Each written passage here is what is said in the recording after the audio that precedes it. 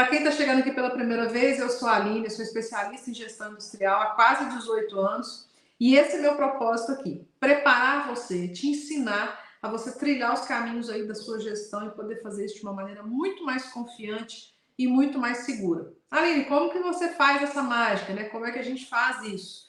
Simples, são 3 pilares que eu sempre falo aqui e deixo muito claro para vocês, que são os pilares que baseiam, que norteiam todo o nosso trabalho aqui, que é a sua habilidade de lidar com as pessoas, né? Trabalhar essas habilidades de lidar com as pessoas, sejam seus pares, seus gestores, né? Os seus liderados. A segunda capacidade, a segunda habilidade desse pilar é a habilidade de gerenciamento das áreas. Então, desde que a gente faz ali a compra da matéria-prima até o produto acabado no final, se todas as áreas você conhece como funciona. E o terceiro pilar, que é base do tema de hoje, é a sua habilidade, a sua capacidade de análise e gestão. Como você lida com a análise e gestão dentro do seu ambiente de gerenciamento, como você faz isso, e todos esses 3 passos juntos, combinados, eles trazem muito mais velocidade, muito mais agilidade na sua tomada de decisão e também ganho de confiança, ganho de segurança na sua gestão. Bom, falaremos hoje, né? Eu vou falar sobre uma verdade muito simples, mas que é muito eficaz na hora de acelerar aí esse ganho de conhecimento, acelerar aí essa carreira, né, dentro da gestão. A grande verdade, gente, é que nós, gestores, nós não fomos preparados, educados, ensinados a transformar conhecimento em valor para as empresas. Então, seja lá qual for sua formação, engenharia de produção, engenharia de alimentos, administração, química, enfim, não importa qual seja a sua formação, o que a gente foi educado foi a adquirir conhecimento. Então, nós aprendemos a adquirir conhecimento. Só que, infelizmente, né, nós não aprendemos ao longo da vida, e a gente acaba tendo que aprender isso na tentativa e erro dentro da fábrica, a transformar o conhecimento em valor para a empresa.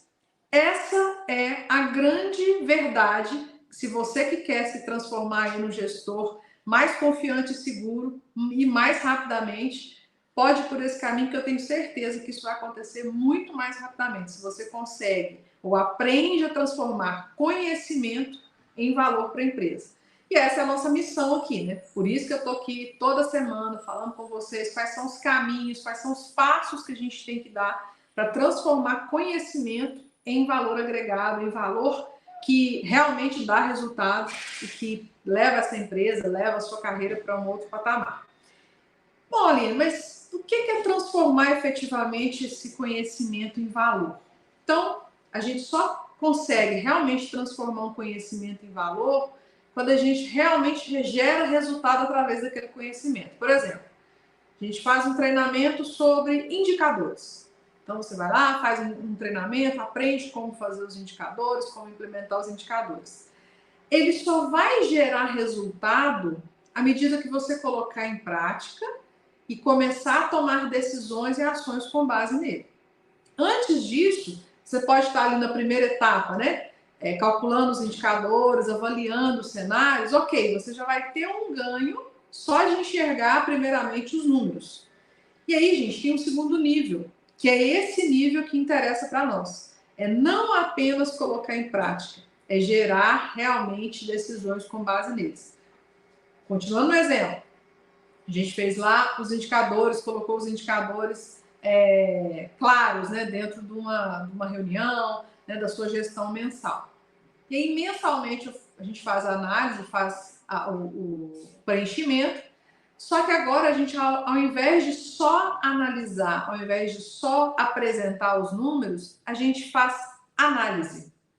Ou seja, a gente olha para os números, entende o que eles querem nos dizer, e aí sim a gente começa a agregar valor para as nossas tomadas de decisão, para o nosso dia a dia da fábrica, como a gente vai agir e reagir a cada uma das situações. Então, o caminho para a gente transformar uma carreira rapidamente, onde você pode sair da situação de gestor, que agora está pouco confiante, inseguro, sem saber exatamente como gerar esse resultado, é começar a transformar informação em tomada de decisão. Então, esse é o caminho, transformar a informação em análises bem feitas. Aline, como assim análises bem feitas? Primeiro que a gente não vai aqui nessa aula de hoje falar sobre como a gente calcula os indicadores.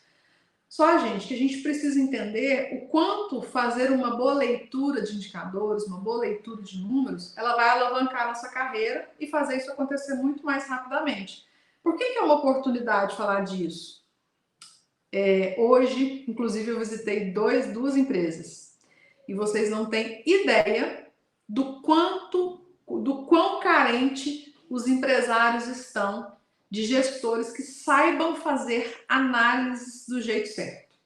Gente, isso é assim, é praticamente unânime. Toda vez que a gente entra numa empresa para poder fazer uma consultoria, os gestores que estão lá não sabem fazer exatamente o que precisa ser feito em relação à gestão dos números, dos indicadores, e esse é o papel, a gente ensinar a fazer com que eles entendam e aí por diante poder tocar a sua gestão.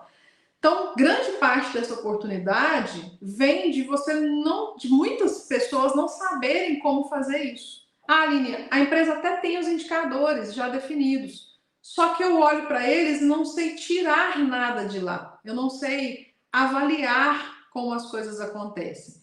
E aí, gente, é exatamente isso. Todo santo dia eu atendo gestores que precisam ser ensinados a analisar, precisam colocar esse conhecimento em prática, precisam transformar essa análise em ação. Por quê? De novo, nós não fomos ensinados a transformar esse conhecimento em resultado, ou transformar esse conhecimento em tomada de decisão.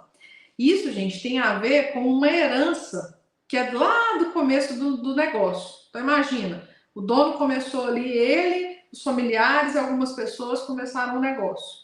E aí, o que eles faziam? O dono põe a mão na massa e faz o produto acontecer e faz de um tudo, não é verdade? Então, quem já trabalhou em empresas ou já teve contato com empresas em que o dono fazia tudo, né? E aí as coisas aconteciam tudo na mão de uma pessoa só. Pois é, a empresa vai crescendo. E aí, quando a empresa cresce, o dono tem a necessidade de colocar alguém para gerenciar a fábrica, para ele cuidar da parte mais estratégica e tomar outras decisões, cuidar de outras áreas, inclusive.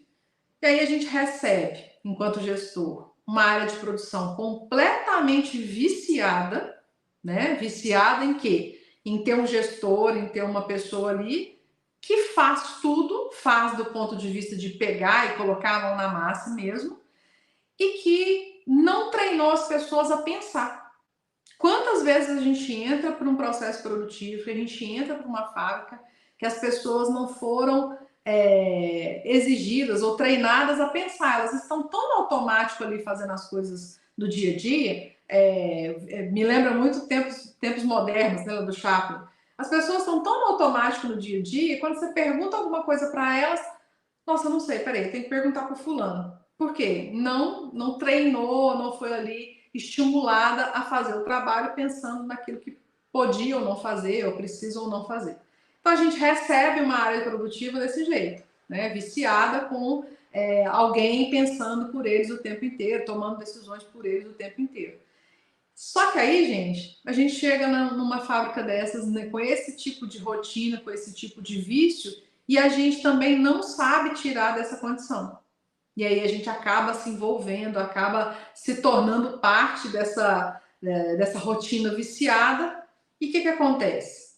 Eu chego muito em empresa, tem gestor fazendo trabalho de analista, eu pego gestor fazendo trabalho de operador, eu pego analista fazendo trabalho de operador, assistente fazendo trabalho de operador, ou seja, coisas que poderiam estar no operacional, o nível acima já assumiu como rotina dele, e aí a gente vai achatando todos os níveis. Quem que aqui que está assistindo e sabe que faz alguma rotina, sabe que faz alguma etapa do processo que deveria ser exatamente do operador ou do analista, ou o nível que está ali subordinado a ele? Pode colocar aqui nos comentários, porque assim, é muito comum, tá? Não é uma exclusividade sua, não precisa ficar acanhado de falar que é seu, porque de fato acontece em muitas empresas.